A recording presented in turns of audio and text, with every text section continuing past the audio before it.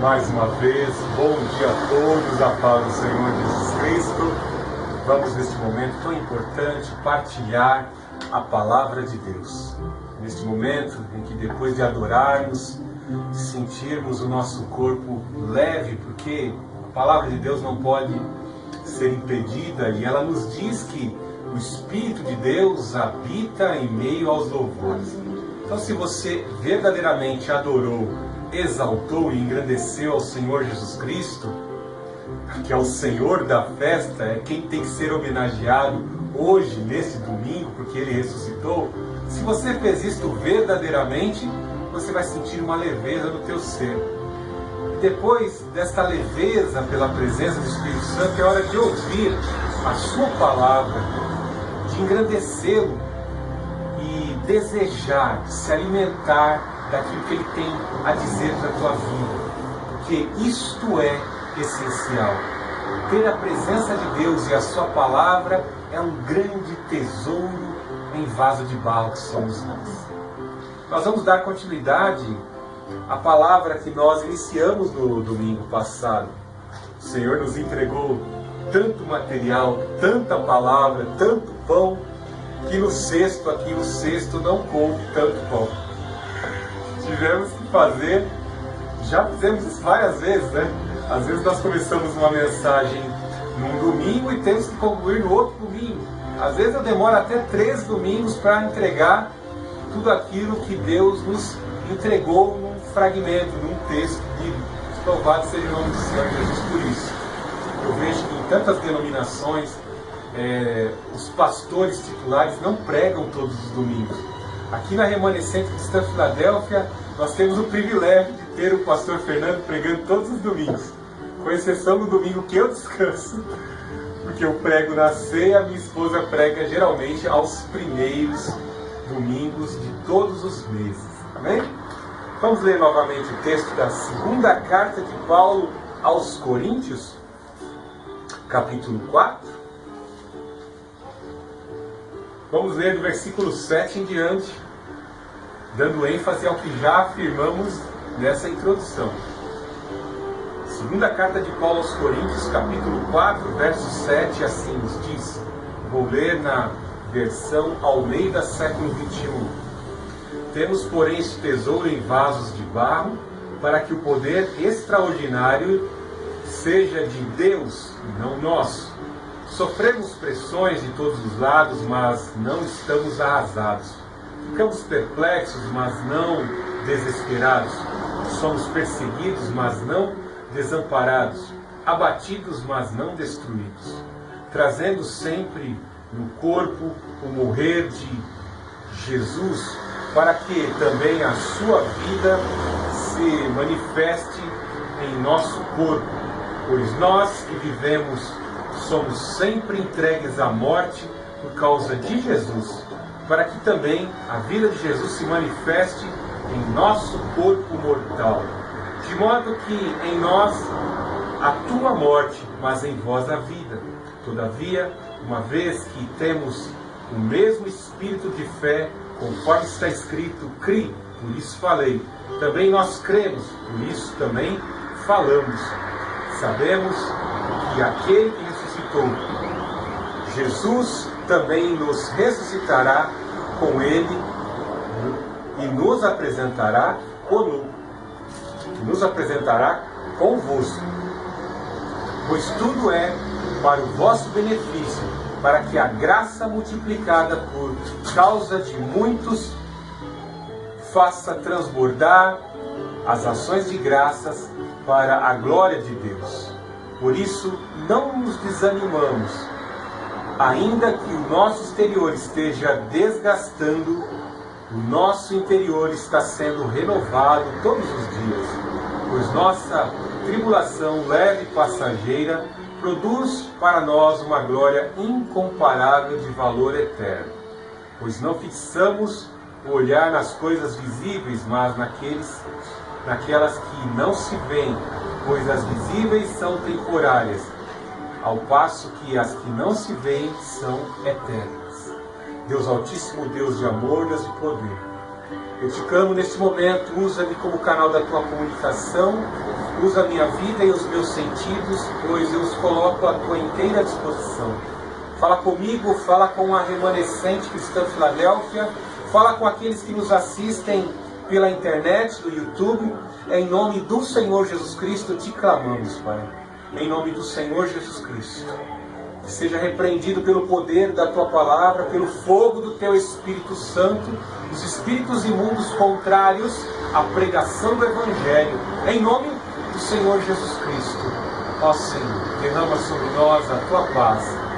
Concede-nos o alimento que provém de ti, da tua palavra, para que nos sintamos revigorados, para que nos sintamos consolados, para que nos sintamos, meu Deus, estimulados a perseverar resignadamente na palavra que o Senhor assim nos entregou e nos lavou, em nome do Senhor Jesus Cristo.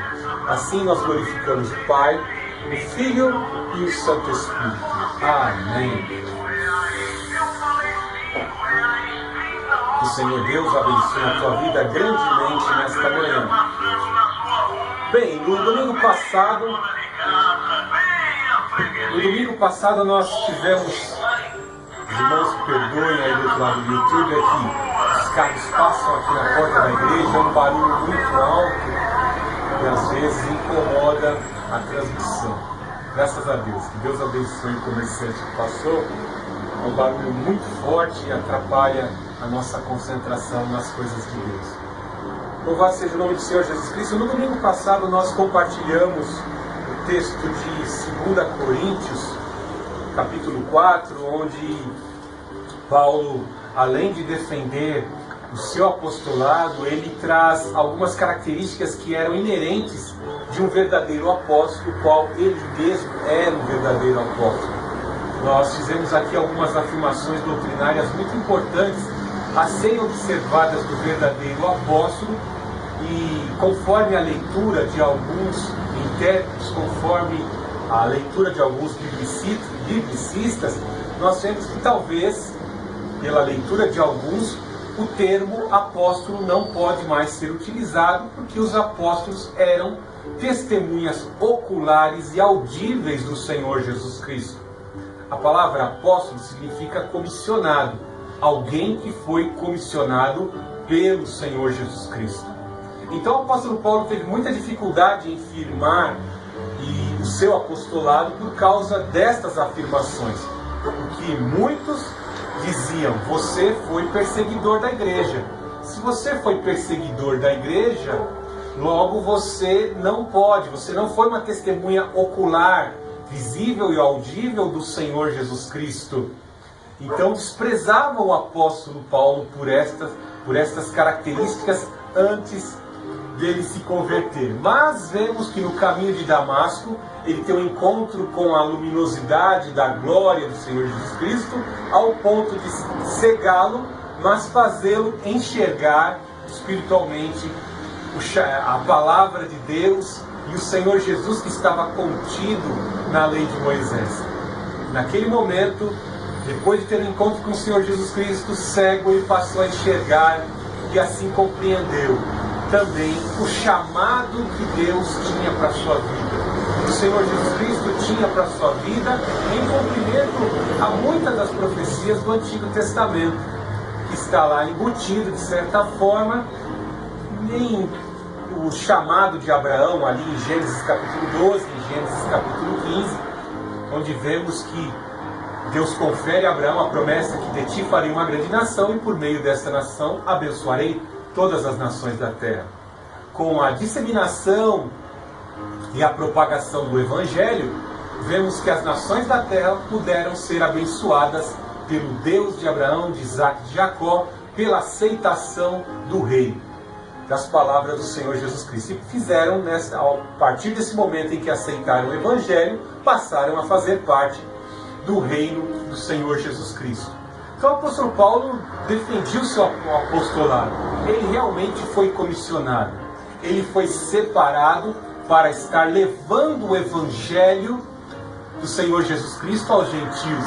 Na revelação que foi dita a Ananias, que ministrou a cura sobre a vida dele. O Senhor disse a Ananias que este é vaso escolhido por mim para sofrer pela pregação do Evangelho. Então o apóstolo Paulo tinha aí todas as credenciais para verdadeiramente ser um comissionado. Alguém que foi comissionado pelo Senhor Jesus Cristo para levar o Evangelho aos confins da terra. Coisa que alguns dos apóstolos não quiseram cumprir. O apóstolo Pedro demorou para adquirir essa convicção de que ele também deveria levar o Evangelho aos confins da terra. Foi quando ele foi a Roma e lá acabou encontrando a morte e também sendo sacrificado de cabeça para baixo, lá em Roma, em prol do Evangelho, também como libação em prol do Evangelho, como o apóstolo Paulo também o foi. E nós falamos algo muito importante, né? Que o apóstolo Paulo tinha e que era inerente do seu caráter apostólico, que era rejeitar as coisas ocultas. Ele não andava, Paulo não tinha conluio algum com organizações secretas, recebia recursos de organizações secretas, né? Hoje é terrível os conluios que certas igrejas neopentecostais e até reformadas, para a vergonha que seja, nós tratamos isso, eu não vou me aprofundar, nós tratamos isso no domingo passado, né? Igrejas reformadas, onde temos ali uma gama muito grande de pastores que recebem sim dinheiro de confrarias secretas de ordem maçônica e continuam servindo a Deus. Essa mesma laia de pastores inescrupulosos que recebem dinheiro de confraria é tão semelhante a esses falsos sacerdotes que estão contidos aí na sua Bíblia, lá em Ezequiel capítulo 8, que homens levitas que foram separados para adoração a Deus, mas muito pelo contrário, adoravam o Deus Sol, adoravam a Tamuz, adoravam a Leviatã e aos deuses répteis, aos deuses que foram derrotados no Egito, né? Então, existem sim nos dias de hoje pastores que, em semelhança a esses levitas lá no passado, têm conluios com organizações secretas, adoram aos demônios e aparentemente, externamente, dizem servir ao Senhor Jesus Cristo. É tão interessante que eu vejo alguns desses reformados, né, que se intitulam tanto defensores da reforma, defensores da verdadeira doutrina. Eles não chamam nem Jesus de Senhor. Eles apontam para o Cristo, que está escrito na Bíblia, mas não chamam o Senhor Jesus Cristo de Senhor.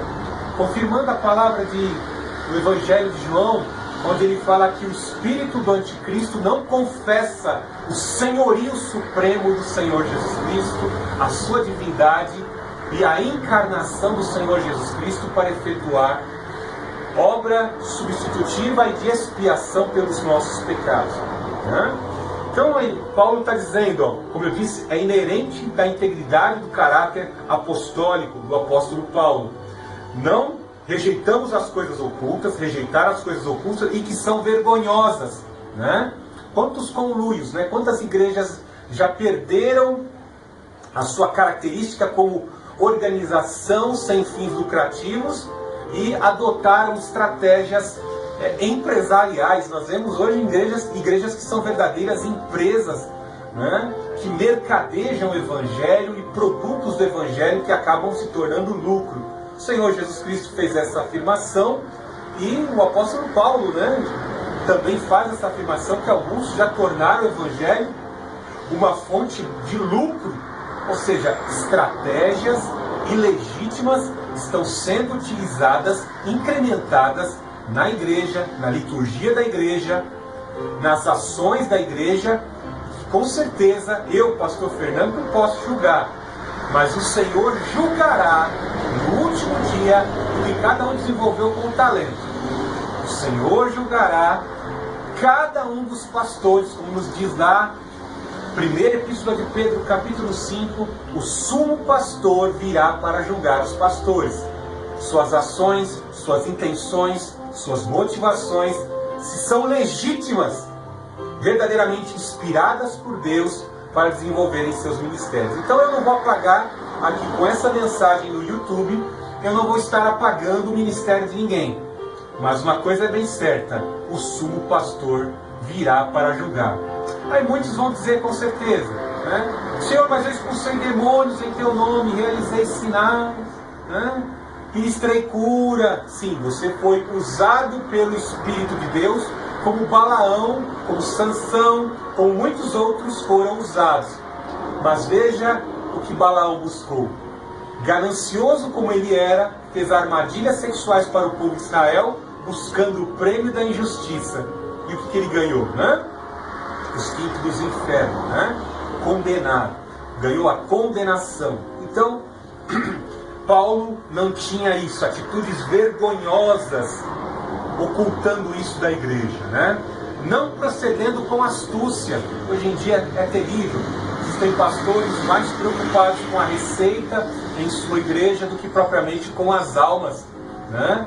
Muito mais preocupado com a ostentação e construírem a sua pirâmide na terra do que com as almas, né? Irmãos, ponha isso definitivamente na sua cabeça, que a igreja de Cristo, ela é uma organização do coração de Deus para o coração do homem, na pessoa do Senhor Jesus Cristo, dos seus ensinamentos, e ela não tem fins lucrativos. A igreja, ela vive de contribuições.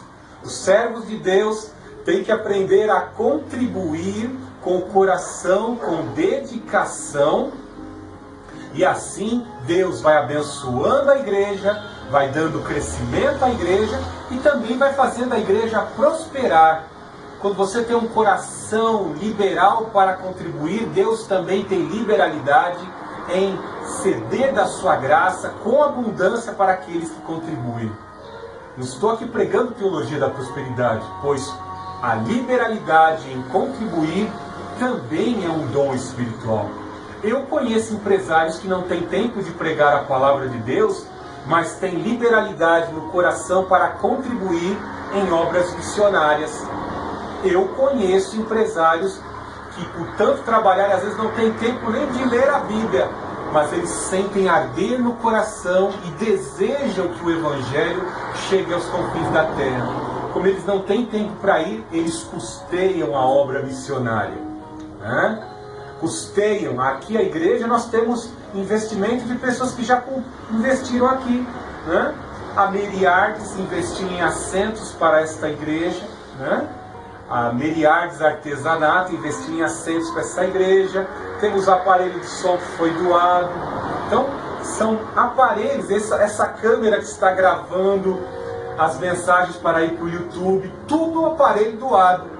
É gente que quer ver o Evangelho sendo difundido. Amém? Então é dessa forma que o Evangelho vai sendo proclamado, né? Então, existem alguns pastores que agem com astúcia e distorcendo a palavra de Deus, né? Falei de algo terrível, né? Como o comunismo se infiltra na igreja através de certos pastores que utilizam-se do marxismo para interpretar a Bíblia. É uma coisa absurda, né? Usar um satanista maçom, grau 33, ordenado na franco-maçonaria, Karl Marx, um satanista que odiava os judeus, odiava o povo de Deus, usar a filosofia dele para interpretar a Bíblia. E está cheio, né? Ariovaldo Ramos, Ed Renekiewicz, Antônio Carlos, né? E esses caras entram dentro da presbiteriana, entram dentro de igrejas pseudo-reformadas e ficam ali disseminando o evangelho marxista. Terrível. Isso é distorção da palavra de Deus. Missão na íntegra e teologia da libertação estão de mãos dadas com o viés, aliançadas, entrelaçadas pelo viés marxista. Coisa terrível. O toyotismo que provém do capitalismo japonês também está entrando dentro das igrejas, né? Tem pessoas que interpretam a igreja como uma organização que tem fins lucrativos. Aí eu conheço um pastor, que eu não vou citar o nome, ele implantou o 5S da Toyota dentro da igreja. Uma coisa absurda. O apóstolo Paulo fala que tem que haver ordem e decência no culto, para que o Espírito Santo possa operar através dos dons, para que não haja bagunça dentro da casa de Deus. Mas tem alguns pastores que foram lá, que sofreram a lavagem cerebral dentro da empresa, com o 5S da Toyota, do toyotismo, e quer implantar o toyotismo dentro da igreja. Tenha santa paciência. A casa de Deus tem que ficar limpinha, organizada. Eu confesso que eu deixo a casa de Deus, eu varro a casa de Deus antes de começar o culto, eu limpo as cadeiras, ó. instalei som aqui, pintei a igreja. Eu gosto de tudo arrumadinho, bonitinho, tudo bonito, tudo com qualidade. Se eu pudesse colocar aqui, ó, mármore, granito israelense, eu colocava. Se Deus não dá asa cobra, desculpa. Brincadeirinha, né? Se eu pudesse fazer uma igreja toda de granito para Deus, eu fazia. Só que Deus não quer isso. Deus não habita em templos feitos por mãos. Deus quer ver a intenção do nosso coração e deixar a casa do Senhor sempre arrumada. Lá no templo de Salomão, no templo de Herodes, lá no tabernáculo, tinham levitas ali incumbidos, dentre os gersonitas, coatitas e meraritas, incumbidos de cuidar das coisas do Senhor, transportar a arca do Senhor. Mas nada aos extremos, incrementando incenso estranho, nem coisas estranhas às coisas de Deus. Igreja do coração de Deus para o coração do homem, por meio da obra do Senhor Jesus Cristo e pelos ensinamentos dos apóstolos. Amém? Vejamos que o apóstolo Paulo tinha inerentemente em seu caráter o desejo, mas pela proclamação pública da verdade, recomendamos-nos a consciência de todos os homens diante de Deus. Olha só, o apóstolo Paulo está se colocando, eu me coloco diante de Deus e diante de todos vocês, que eu sou alguém bem intencionado, que eu sou alguém bem motivado, que eu sou alguém bem inspirado e comissionado por Deus. Eu recomendo a minha vida. Então terrível é, muitas vezes se puxa a capivara de alguns pastores e está lá o nome sujo, né? Puxa a capivara e está lá. Eu sempre, todos os dias eu oro pela minha vida. Senhor Espírito Santo, zela o meu testemunho, zela o meu falar, zela a minha reputação. Muitas vezes nós não temos força para zelar por nós mesmos, né? Nós estamos dirigindo nosso carro, vem alguém e bate no nosso carro, você não tem culpa. Por isso eu peço, o Senhor zele pelo seu poder a nossa reputação, para que o Evangelho do Senhor Jesus jamais seja envergonhado. Então o apóstolo Paulo fala não só da verdade do seu, da integridade do seu apostolado, depois ele faz a afirmação de que alguns judeus, né, como eu citei na mensagem passada, alguns judeus se converteram ao cristianismo, começaram a incrementar o incremento de experiências passadas do judaísmo dentro do cristianismo, dizendo, ó, esse evangelho que o Paulo pregou aí não pode ser feito dessa forma. Essa liberdade que ele prega em Cristo vai redundar em libertinagem. Há uma necessidade de se obedecer aos rituais e às ordenanças judaicas para se poder ser cristão, senão não pode ser, né?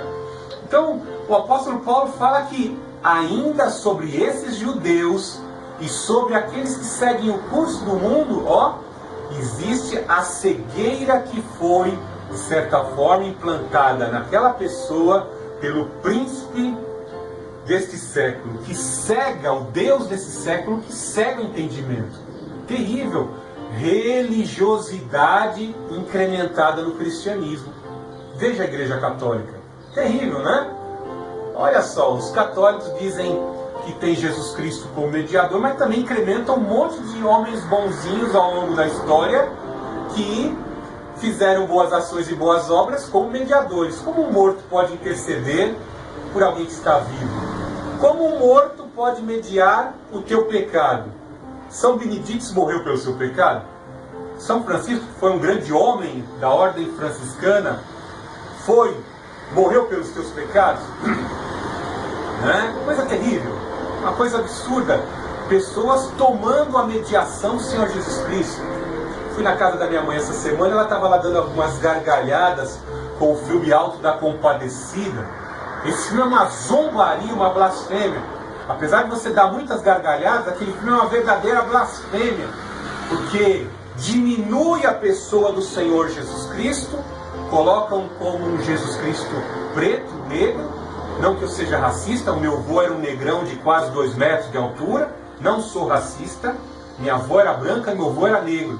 Mas o que eu quero dizer é que eles lançam dúvida que Jesus Cristo fosse realmente branco, ou fosse talvez bronzeado, isso não importa. A obra do remidor ocorreu, o Filho de Deus encarnou, independente se era preto ou branco, ou qualquer forma, mas a intenção do filme é blasfemar, inculcando dúvida acerca da cor de pele do Senhor Jesus Cristo para pregar essa doutrina comunista. que valoriza a exaltação do empoderamento dos negros, que é uma besteira, não vou entrar nesse assunto.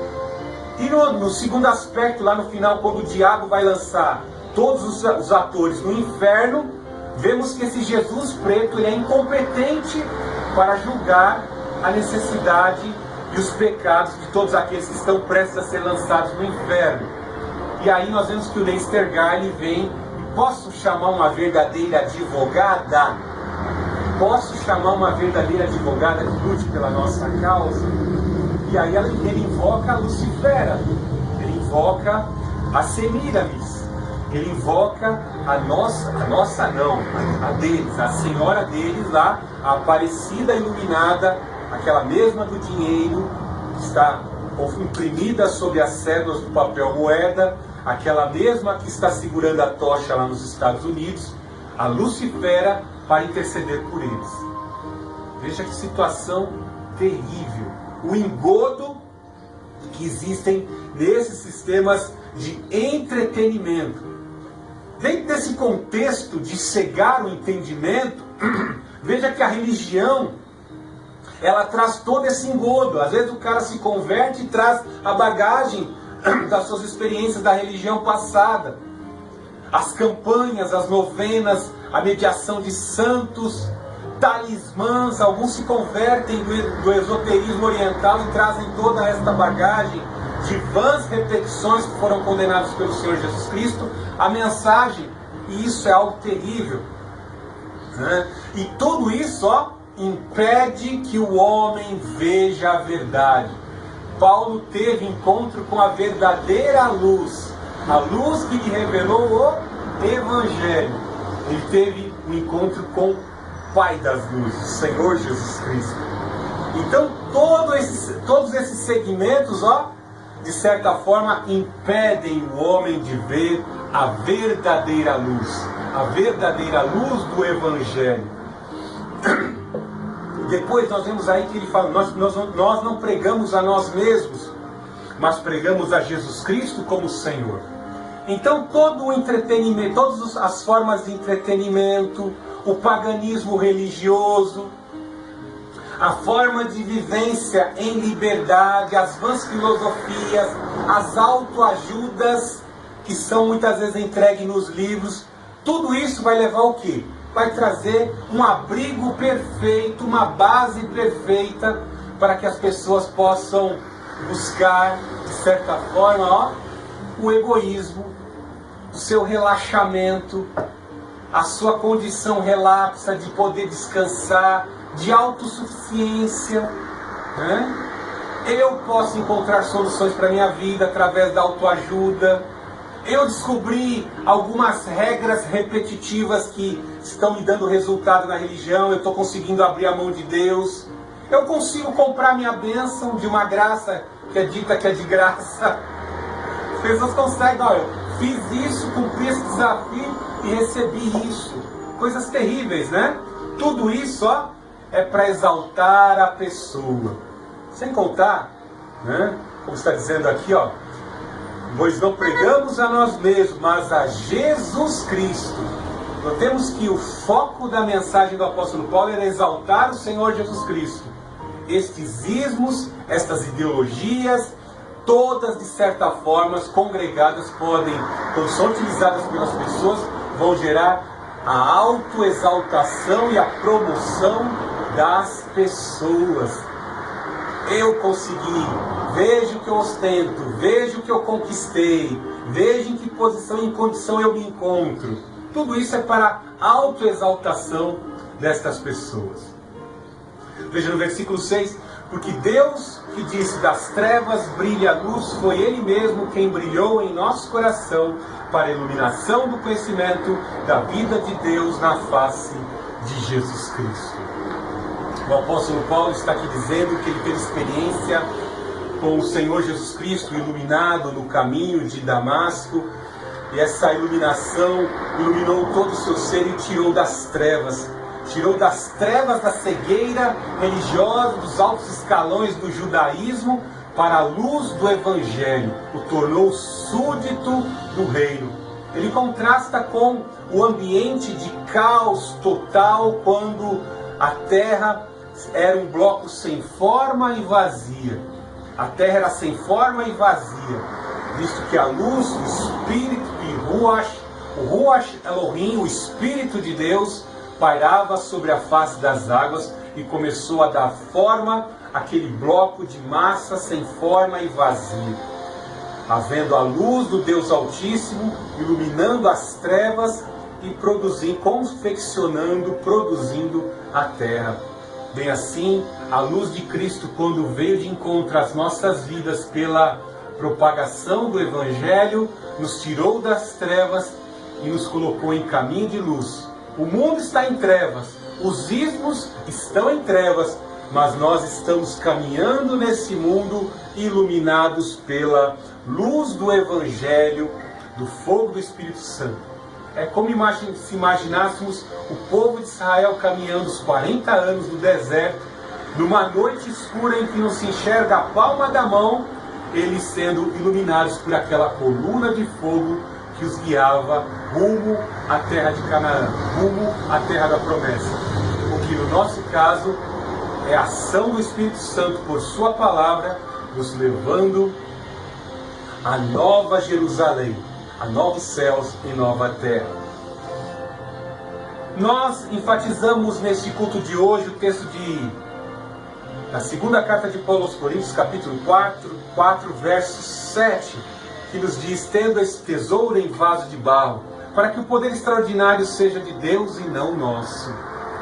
Nós temos esse privilégio. Quando olhamos para o nosso corpo e vemos muitas vezes um corpo bem formado, ou às vezes um corpo deformado, às vezes vemos um corpo sadio e um corpo não sadio, um corpo com enfermidades, vemos que a natureza humana está fadada à decomposição, com saúde ou sem saúde. Todos têm em sua natureza o veneno da serpente, o veneno da morte, pois assim foi dito como juízo sobre a serpente: tu comerás o pó. O homem veio do pó e ao pó voltará. Se esse homem que vai retornar ao pó não aceitar o sacrifício do Senhor Jesus Cristo, ele retornará a pó. Será tragado pela serpente e será tragado pelo dragão. Veja Apocalipse capítulo 12, verso 4. Então vemos que nós somos vaso de barro, como foi ilustrado a Jeremias a descer a olaria e ver como era confeccionado os vasos. E ele pôde ali observar que o oleiro girava uma plataforma giratória, pedalava em uma plataforma giratória e ali moldava o vaso conforme a intenção do oleiro. Bem assim somos nós, que também fomos tirados do pó da terra. Existem partículas de minério da terra na nossa composição orgânica. Nós também podemos ser moldados pela água do Espírito, conforme a vontade de Deus, pela nossa opção em querer ser moldados. É que talvez muitas